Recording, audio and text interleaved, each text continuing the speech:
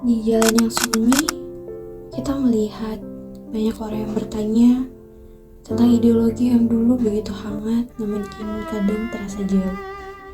Orang pertama berkata ideologinya itu mungkin kurang. Yang kedua menatap kosong, ia masih relevan, hanya manusia yang berubah. Suara ketiga lirih, persatuan kita makin rapuh.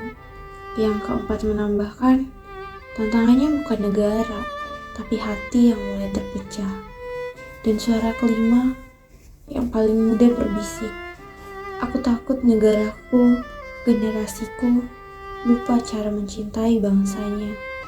5 suara, 5 keresahan, mengalun seperti doa yang tersisa.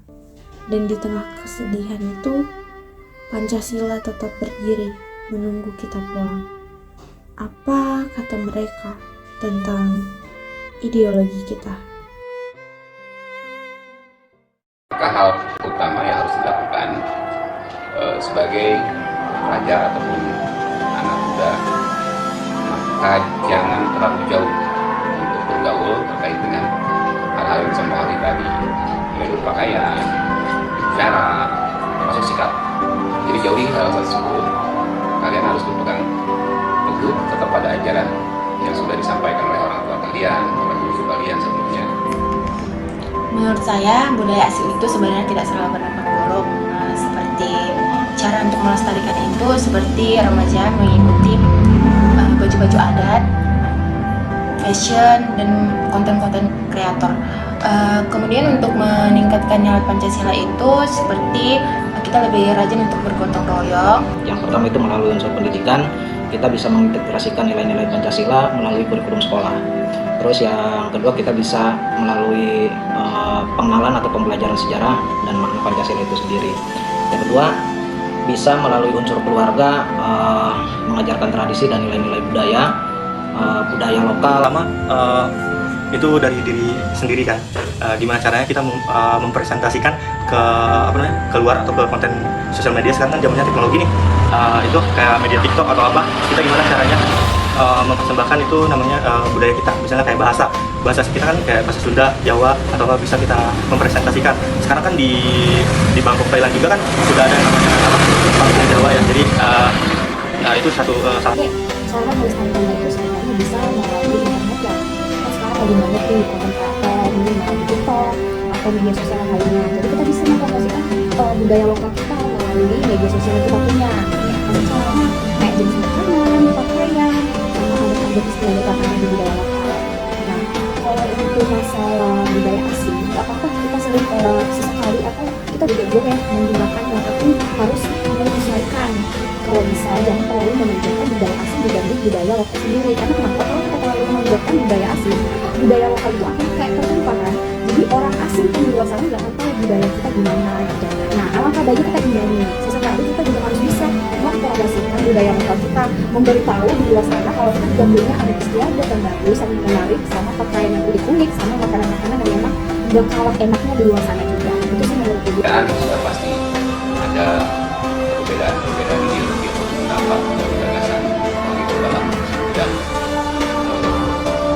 tenaga pengajar ataupun dari staf karyawan, dan cara menghadapinya ketika beda-beda gagasan dan pemikiran tidak ada musyawarah untuk menyatukan, menyamakan persepsi, menyamakan pendapat. Budaya musyawarah itu harus dilestarikan. Karena bagaimana ketika ada perbedaan ideologi, perbedaan pendapat, maka akan bisa diatasi dengan cara musyawarah. Dalam dunia kerjaan itu hal wajar sih perbedaan latar belakang kan. Setiap orang itu kan mempunyai latar belakang yang berbeda, ada cara pandangan yang berbeda.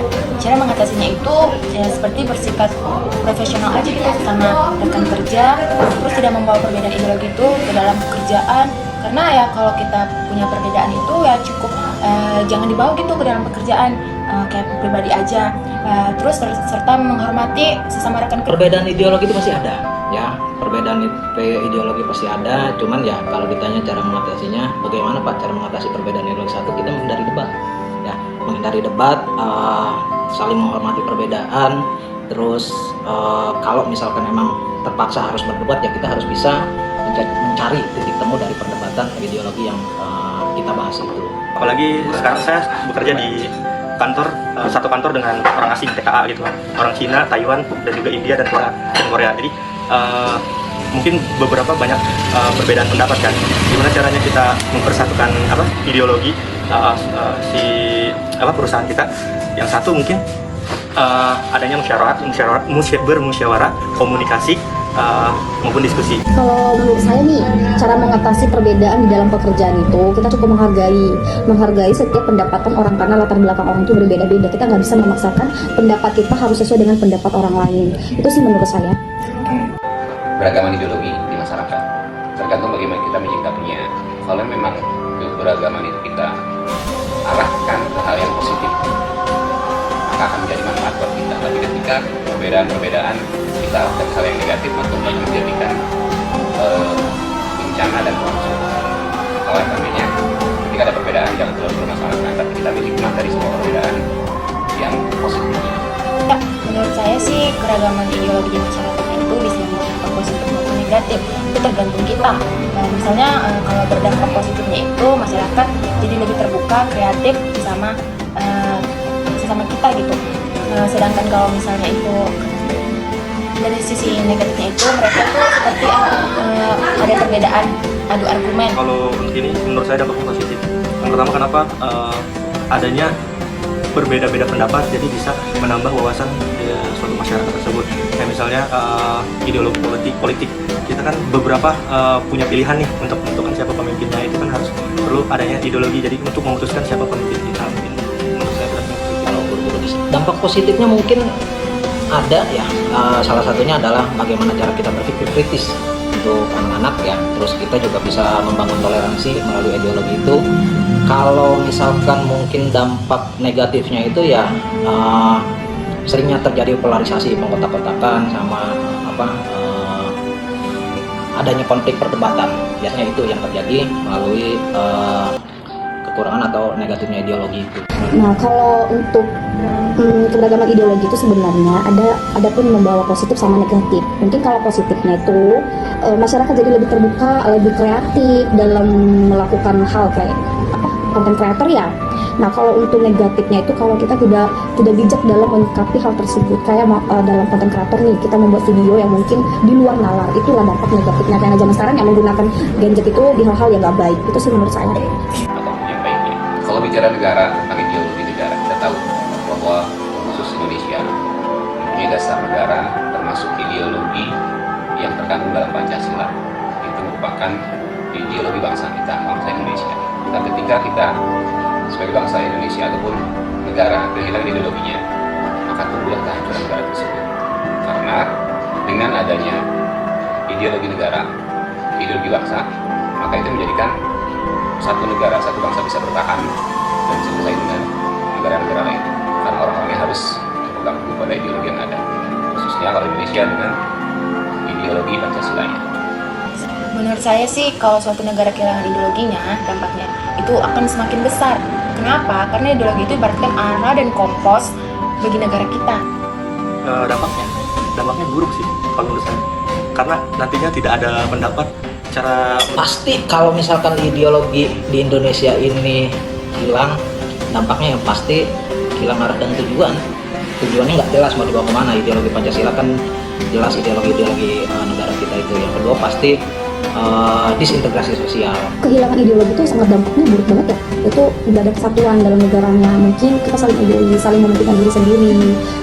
Pasti ada aja hal yang mungkin perbedaan. Apalagi di sini kita bukan cuma satu suku, satu negara, satu budidaya ya banyak banget. Jadi kalau hilang ideologi itu bisa aja perpecahan itu terjadi. Untuk menumbuhkan ideologi dan mudah, jelas itu semuanya harus belajar. Mulai tingkat dasar sampai tingkat atas akan tumbuh ideologi yang ada dalam diri kita. Menurut saya menumbuhkan ideologi pada diri kita sendiri itu bisa dilakukan dengan cara yang lebih kritik dan relevan gitu dengan kehidupan mereka. Contohnya pendidikan Pancasila harus dikuatkan lagi di kauman mereka. Bersosialisasi dengan masyarakat seperti gotong royong ataupun ikut organisasi masyarakat seperti Karang Taruna. Pendidikan karakter ini penting untuk mengenalkan atau melestarikan budaya yang ada di ideologi Indonesia itu. Yang kedua adalah mengajarkan sejarah dan nilai-nilai bangsa untuk menumbuhkan ideologi itu melalui pendidikan, pembelajaran di sekolah dan lain-lain. Lebih kreatif sih dengan kehidupan mereka sehari-hari. Bukan hanya teori juga, kegiatan positif seperti berorganisasi di dalam kampus kan ada organisasinya.